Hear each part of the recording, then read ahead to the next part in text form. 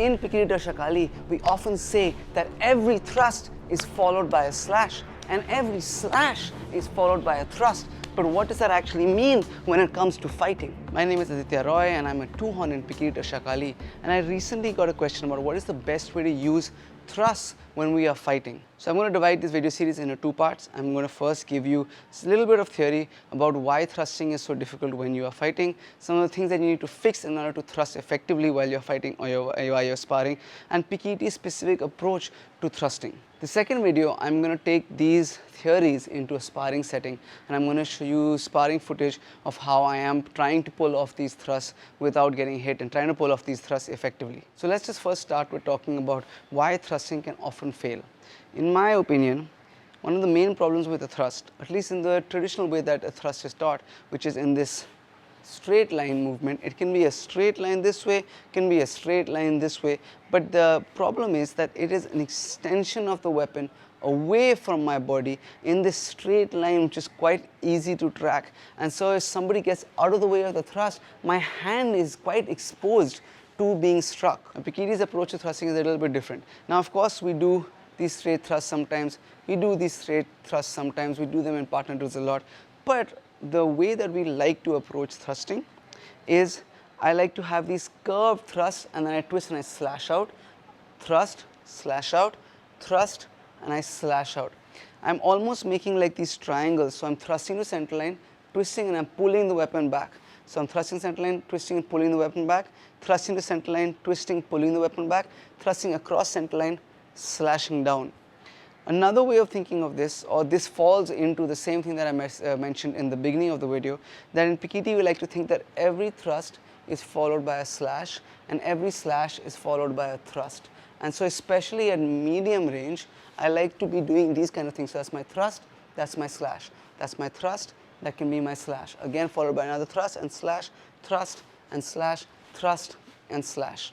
The idea behind this is that even if my thrust is deflected, I can always still come back with a slash. And I'm not really extending my weapon in this straight line away from my body. Instead, I'm still getting that extension, but I'm getting that in this sort of arcing motion, which means that I'm not really stuck in doing one attack per motion.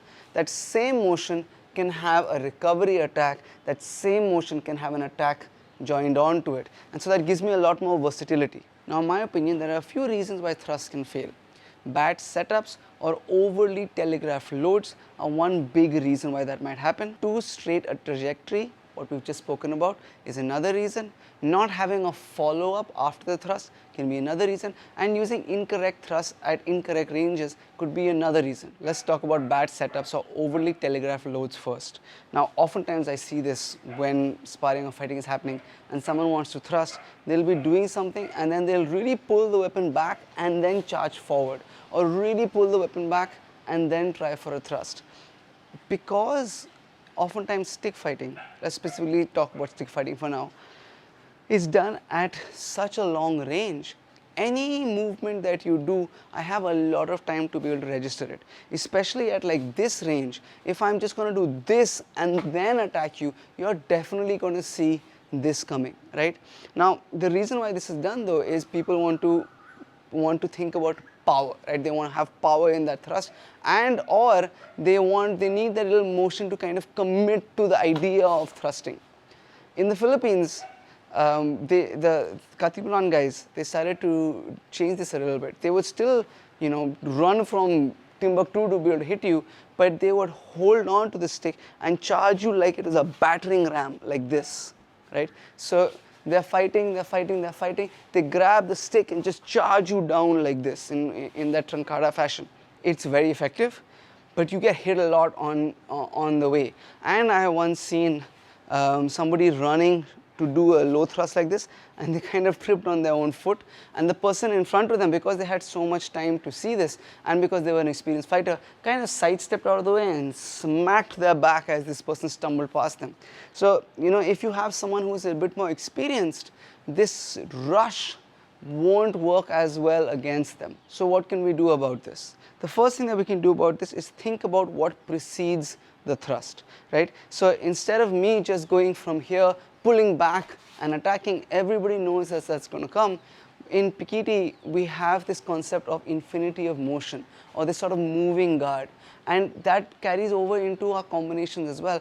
I want a combination that when I'm hitting, that can lead into other attacks. So right now what I just did, and this was used really effectively against me by Tuhon Mick actually, where he went 1, 2, 3, this was all at long range, but he stepped back with that 3, came up with that 4, and the reason he came up with that 4 is because he kind of tried to bridge distance with that 4, and if I had attacked him, that 4 would have turned into an umbrella, and then this went all the way around and came up as a thrust, and it was beautiful.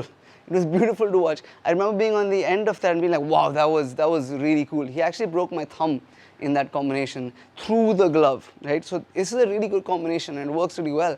And whether you go the whole 1, 2, 3, 4 and then thrust, or whether I'm just moving around like this, 3, 4 and then I thrust, that's really up to you.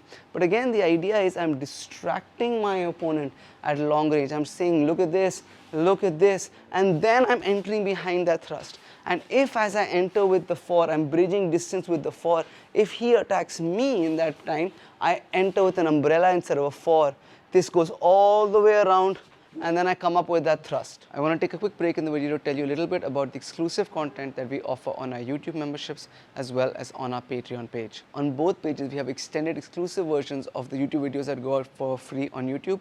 And on both pages, we have a series called the Drill of the Week, where I take double stick, single stick, double knife, single knife, stick and knife, empty hands, and I give you a series of drills that you can spend the entire week practicing. But on Patreon, I have 2 exclusive series. One is called Tuhon's Training Thoughts, where I give you my thoughts on training, on fighting, on teaching, just my thoughts on the martial arts in general. And the other is a series called Ancient Arts, Modern Warriors, which is an extended opportunity for you and me to geek out or nerd out on the martial arts together. So we're looking at the evolution of the martial arts, the relevance of the martial arts, how different martial arts are connected to each other, how different martial arts solve certain problems. I have extended interviews of the interviews that are already out here for you guys on YouTube. Like I said, it's just an extended version for us to be able to geek out on the martial arts together. If you would like to know more about either of the pages, you can click the join button down below for the YouTube memberships, and I'll leave a link to the Patreon page in the comments as well as in the description. Now back to the video. Another cool thing to think about is what are the reactions that my strikes are causing my opponents. So a simple combination could be an angle 1 followed by a high slash horizontal to the head and then followed by a thrust. It could be curved like this, could be curved like this. The option is up to you. But I want to see every time I hit that head of my opponents or I hit that head of my opponents, what is the reaction I'm going to get? If I start to get a reaction like this, if I see that my opponent likes to lean back a lot, then that gives me an indication that I perhaps could enter with a thrust, because I'm going to start again, set it up by 1 hit, and when that lean back happens, I have 2 options. Either I go low, hit the knee, or I enter with a thrust. Either a low thrust. I like the low thrust over there because when they move their head back, they're not moving their legs as much, right? So it's harder to get out of the way. Or I can really come in like this and then step in with a thrust myself. Or if you're really adventurous, you could do something like 1, 2, 3. If you guys have watched the movie Troy, you know this thrust, and actually when Grant watched that movie, he loved this thrust so much he actually added it into Pekiti. And I have a friend, Tuhon Belton Lubis, and he loves to do this thrust. He loves to do this thrust in sparring. I've seen him do it so often. And funny story, I actually tried it once in a fight, but I wanted to be different, right? So instead of doing the thrust, I tried to do like a slash, like this flying Superman slash, and it worked terribly. Because the thing about the thrust is that the weapon is preceding my flying body. But the thing about the slash is nothing is preceding my flying body. And so the difference would be, I'm here, that's the thrust. Whereas with the slash, there is nothing that's before my body, and so I got smacked. Okay, but that is a nice way of doing this. You can see also that I am preceding that high slash like we call this a dog's tail. Or you can think of it like a Wittig. I like that because it helps me redirect the momentum of my hard angle 1 into a hard horizontal strike. But you don't have to do that. You can also just go 1, 2, 3. Or you can go 1, 2, 3. right? It's up to you. But again, I'm setting up that thrust. I'm looking at the reactions that my opponent is giving me, and I'm setting up that thrust. The other thing that I'm doing is I'm disguising my load, right? I'm not going just from here to here or here to here. Even if I do something like this, I am disguising the load in the pullback of that, or I'm disguising the load in that angle, that horizontal, or I'm disguising that load as I come up. So it's not such an obvious pullback and attack. It's more the previous attack is setting up the thrust. I'm disguising that load in it. Now we've already spoken about the trajectory of the thrust, right? We don't necessarily want these straight thrusts that tend to leave us super exposed in our arms, and if my opponent manages to get past my weapon, they can really hit me. So we've spoken about why we prefer these curved thrusts. But what these curved thrusts allow us to do is that they allow us to have follow-ups. And I'll tell you my favorite thrust now, my absolute favorite thrust that I love to do now is I will stand like this in kind of like a 45-degree stance with my non-weapon leg forward, and I'll have my stick down here. And I'm kind of offering my head. I'm like being, hey, look at my head. Isn't it a nice juicy target? Hey, but I'm like really, really far away. I'm outside of range for sure, because if I'm in range, I'm not going to be able to do this. But I'm here, and my weight is kind of spilling forward. And from here, what I'm going to do, the footwork that I like to do, is I will pull this leg in and switch my feet kind of in like that dynamic open triangle way. And as I do that, the stick comes up right down the middle. From here, it comes right down the middle. And what I'm doing there is I'm using my body falling to give me power into the thrust. And because the thrust is coming from down to up in this fashion, it often enters underneath their mask and becomes very hard to see. But there are times, especially when I'm coming back after not sparring for a while or something, or not fighting for a while, when I'll miss this thrust. And what was happening is I would miss it, and then I could get hit. So then what I decided to do was I would go thrust and slash, or thrust and slash, and it doesn't matter if I've hit the thrust, I will still come back with a slash. If I've missed over here, I will come back with an angle 2. If I've missed over here, I'll come back with a horizontal or an angle 1. But my thrust is always going to be followed by some kind of slash. If I'm going like a low thrust, like 1, 2, 3, having that follow up at the end helps a lot. Now the last thing let's talk about is range. When I first started, I was taught that long range is when I use my fluid slashes. Medium range is where I use my broken slashes. Close range is where I use my thrust. Now I very quickly found that to be a bit too reductive, because I can use everything at different ranges. However, even the thrusts I do not think are close range techniques anymore. For me, your thrusts are very effective. Well, if I'm parrying a weapon, I can parry a weapon at long range with a thrust, definitely.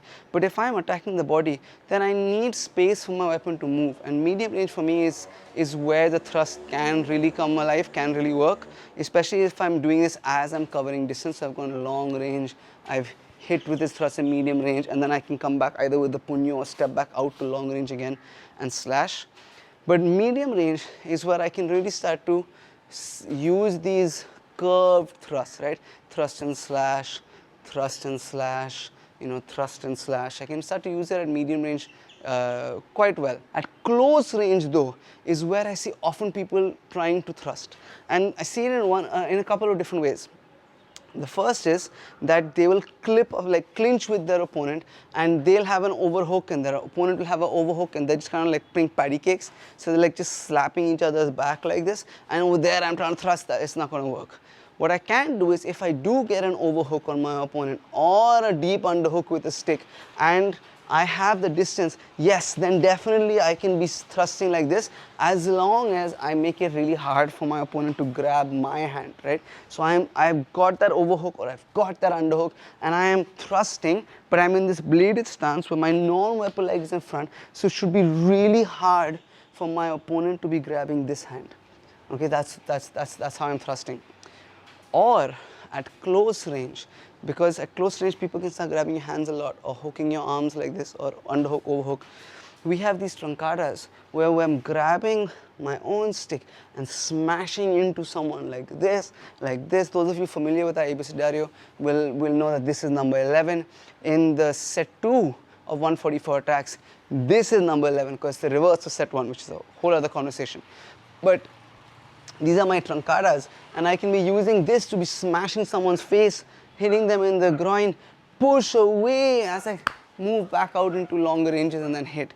So at really close range, if I'm afraid of getting my hand grabbed, or if I've not managed to control my opponent's arm, then something like this is extremely useful.